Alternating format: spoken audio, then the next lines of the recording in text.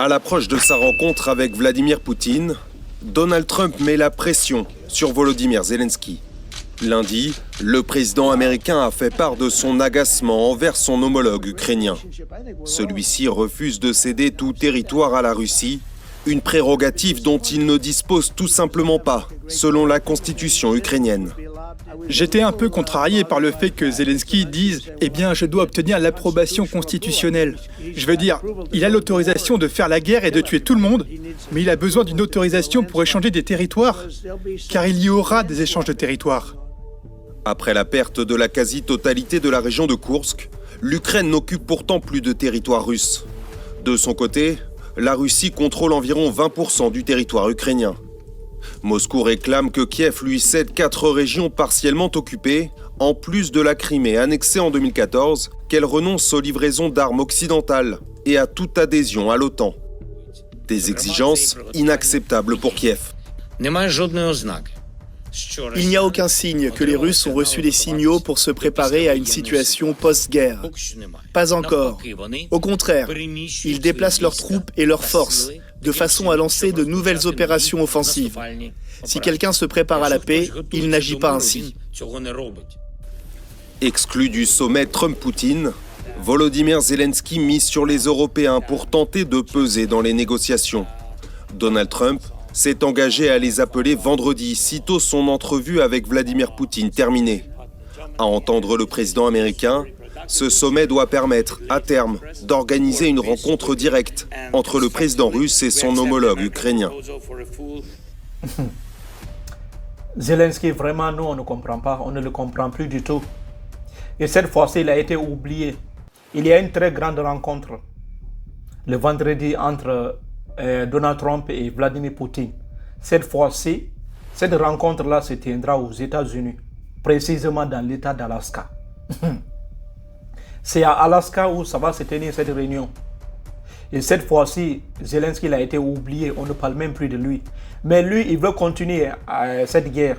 Pour lui, aucune partie de leur terre ne sera donnée à la Russie. Et la Russie n'a pas accès à récupérer toutes ces terres. Et Poutine, les conditions de Poutine sont claires et nettes. Et ces conditions-là ne sont pas négociables. On ne peut pas négocier ces conditions. La première condition, c'est quoi pour Poutine? L'Ukraine doit renoncer à son adhésion à l'OTAN. Parce que c'est la sécurité de la Russie qui est menacée. Oui, la Russie veut sécuriser son territoire. Si vous laissez les États-Unis s'installer à côté de vous, vous êtes fini. Et Poutine insiste, avant toute négociation, l'Ukraine doit savoir que leur pays ne pourra jamais adhérer à l'OTAN. Et aussi l'officialisation de la langue russe, comme aussi une langue nationale. Ça fait partie aussi des conditions de Poutine. Pour Poutine, le russe doit être officialisé comme une langue nationale en Ukraine. Parce qu'une grande partie de la Russie et une grande partie de l'Ukraine parle le russe. Et cette fois-ci, Zelensky doit accepter d'officialiser la langue russe comme une langue nationale. Ah oui. Et la démilitarisation de l'Ukraine. L'Ukraine doit rester neutre. L'Ukraine doit rester une zone neutre. L'Ukraine ne doit jamais participer à aucune activité militaire occidentale. Ça, c'est une zone neutre pour la Russie. C'est pour la sécurité de la Russie. Donald Trump qui avait dit, et Donald Trump qui avait donné 50 jours à la Russie, après il avait réduit ça à 10 et 12. Et finalement, ça n'a pas marché. Cette fois-ci, il a décidé de voir Vladimir Poutine discuter sur le sort de l'Ukraine. Et Donald Trump, il dit clairement que les parties qui ont été déjà conquises par les Russes ne seront plus redonnées à l'Ukraine. Toutes ces terres qui ont été conquises, occupées par l'armée russe, ne pourront plus être redonnées aussi aux Ukrainiens. Ça, c'est fini, c'est fini. Et l'Ukraine doit accepter ça. Et Zelensky, lui, dit non et non, c'est impossible. Pour Donald Trump, les militaires ukrainiens sont tués, sont assassinés tous les jours. On sait que cette guerre-là, Les deux camps perdent beaucoup. Mais là où il y a plus de morts, c'est chez les Ukrainiens. C'est là-bas où c'est le camp ukrainien où il y a beaucoup de morts. Et Zelensky doit accepter ça, les conditions de Poutine. Sinon, vous allez faire cette guerre-là pendant de nombreuses années, sans aucune solution. Tu dois accepter. Ou bien tu te bats avec ton peuple. Et finalement, si cette guerre-là continue trop longtemps, le peuple va se révolter contre lui. Ah oui. Donc, il doit accepter pour éviter l'humiliation. Le pire, il n'a pas été invité. Et ça aussi, ça pose aussi beaucoup de questions. Pourquoi il n'a pas été invité? Et même, selon même certaines sources, que Trump aussi, il est en train de se battre pour que Zelensky rejoigne cette rencontre. Parce que c'est une rencontre cruciale. Avant, il y avait beaucoup de rencontres entre l'Ukraine et la Russie. Dans beaucoup de pays, ils sont venus en Turquie. Mais ça n'a pas marché. Poutine ne s'est même pas déplacé. Et cette fois-ci, Donald Trump, il invite Vladimir Poutine de venir sur le sol américain, en Alaska, pour discuter du sort de l'Ukraine. Zelensky, toi là, tu es compliqué. Parce que là où nous sommes arrivés, là, tu es obligé. Le grand patron, c'est l'Amérique. Et l'Amérique a finalement compris. Ils disent clairement que non, on ne va plus continuer dans cette guerre stupide. Oui. Pour Donald Trump même, c'est Biden qui avait organisé tout ça. Sinon, aujourd'hui, on ne parlerait plus même de cette guerre. Mais c'est Biden qui avait fait des financements inutiles. Oui, qui avait poussé l'Ukraine dans cette situation. Parce que la Russie, depuis longtemps, la Russie disait aux Américains d'arrêter leur progression vers l'Est, d'arrêter leur progression. Mais les Américains n'écoutaient pas les Russes. Et voilà aujourd'hui les conséquences. Il y a des milliers et des milliers de morts. Oui. Et Zelensky doit accepter. Parce que c'est le peuple ukrainien même qui va se révolter. Parce que depuis longtemps, les Russes sont marginalisés dans leur propre région en Ukraine. Et tous ces territoires-là vont appartenir à la Russie. Déjà, la Russie avait annexé la Crimée en 2014. Et cette fois-ci encore, la Russie va annexer l'autre. Mais après les annexions, tant que les conditions de Poutine ne sont pas respectées, il aura toujours problème. Ah oui. La Russie va conquérir toute cette terre, la Russie va occuper toute cette terre, mais ce n'est pas la fin. Le véritable problème, c'est que l'Ukraine doit arrêter son ambition de rejoindre l'OTAN. Parce qu'eux veulent rejoindre l'OTAN dans le but de menacer la Russie. Et la Russie ne veut pas se laisser faire. La Russie avait essayé ça aux États-Unis, en Amérique centrale là-bas. Les Américains ont refusé. Et cette fois-ci, l'Amérique continue à progresser vers la porte de la Russie. Et la Russie se dit clairement non et non. Qu'est-ce que nous on comprend dans ça là? Parce que le problème c'est que l'Ukraine aujourd'hui c'est un pays indépendant, comme aussi la Russie.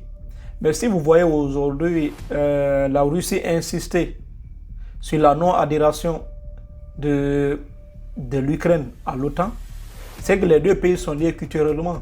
Et aussi, c'est que la Russie aussi est une nation forte. Oui, la Russie se sert de son arsenal nucléaire, de son armée pour menacer l'Ukraine. Parce que l'Ukraine est un pays faible. C'est ça.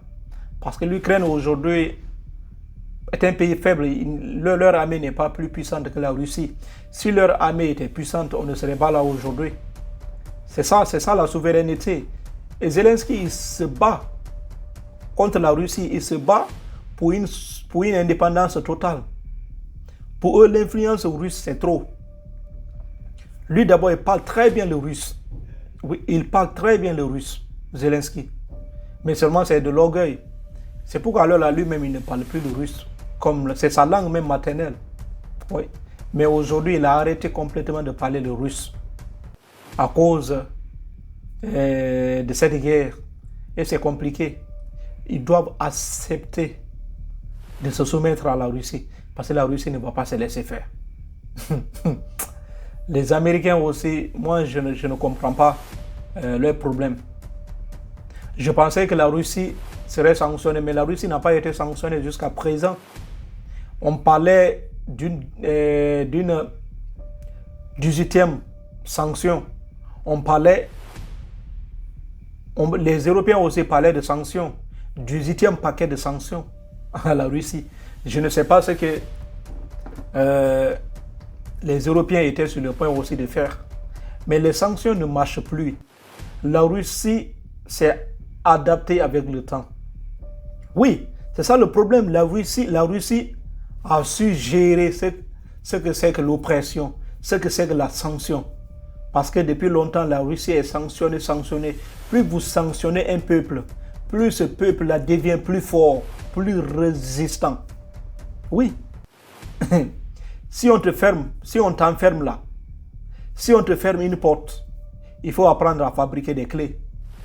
Et aujourd'hui, la Russie a appris comment on fabrique des clés. Oui, vous avez sanctionné la Russie. Vous êtes parti même jusqu'à sanctionner les pays qui viennent acheter du pétrole russe. Vous les avez sanctionnés, mais tout ça là, ça ne marche pas. Ce n'est pas les sanctions qui vont faire reculer Vladimir Poutine. Il faut comprendre ça. Vladimir Poutine ne va pas reculer. Oui. La seule solution, c'est de résoudre ce problème de façon pacifique. Parce que depuis longtemps, les Russes sont bannis dans beaucoup d'organisations internationales. Alors que certains pays font même des choses plus graves que la Russie. C'est ça qu'on appelle souvent 2 poids 2 mesures. On se concentre beaucoup sur la Russie, alors que de l'autre côté du Moyen-Orient, il y a un problème. Mais ça ne va pas. Chez les Occidentaux, les Européens ou les Américains, on s'en fout. Oui, on s'en fout et on supporte Israël. Mais la Russie, non. C'est inacceptable. La Russie n'a pas le droit d'attaquer l'Ukraine. C'est pourquoi Donald Trump lui dit clairement, cette guerre-là, c'est une guerre inutile. On doit mettre fin à cette guerre. Et pour lui, mettre fin à cette guerre, c'est d'inviter Vladimir Poutine sans inviter Zelensky. Je ne crois pas que si Zelensky va accepter le résultat final de leur rencontre, Zelensky ne va pas accepter. Parce que lui, il devrait participer à cette réunion. Mais Donald Trump même, là, il se fout même de Zelensky. Oui, c'est ça. C'est de ça qu'il choisit. Il s'en fout même de Zelensky. Pour lui, c'est la Russie qui l'intéresse maintenant. Et c'est la Russie qui doit mettre fin à la guerre. Parce que c'est la Russie qui attaque. C'est la Russie qui tue les Ukrainiens. Quand tu vois ça, tu comprends finalement que le monde va à l'envers. Mais oui. Tantôt, c'est la Russie qu'on sanctionne. Et de l'autre côté du Moyen-Orient, ça va. C'est pourquoi moi je dis tout le temps, tout ce qu'on voit là, les institutions internationales, droits de l'homme, ce sont des futilités. Ah oui, parce que ça arrange que les forts. Les faibles n'ont pas le droit de se défendre. Oui, parce que dès que tu montes, on t'écrase. Comment est-ce qu'un grand pays peut attaquer un petit pays à cause de leur sécurité nationale? C'est compliqué, c'est très compliqué. Mais c'est la politique, c'est la suivi aussi de la Russie. Parce que la Russie est liée à l'Ukraine culturellement. Oui, la grande partie de l'Ukraine parle la même langue que les Russes. Donc, les deux pays sont liés et on ne peut pas les séparer comme ça. On va voir ce qui va se passer le vendredi. Si Zelensky va accepter le résultat de leur rencontre. Merci. Prenez soin de vous.